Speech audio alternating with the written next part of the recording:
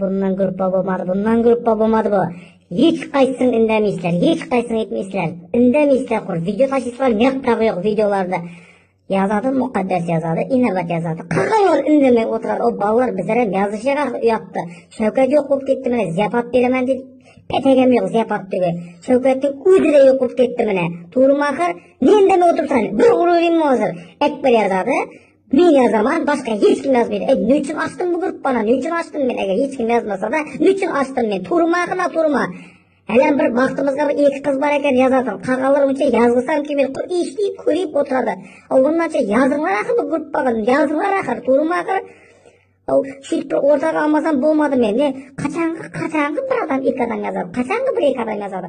Bir gruppani bir yaxshi niyat bilan ochdim, bir yangiliklarni aytib turib deb ochdim axir. Bo'lmaydi axir unday ko'ringlar. Jo'ralar bu yozishib turib, bu qaqayib qarama, tushundingmi?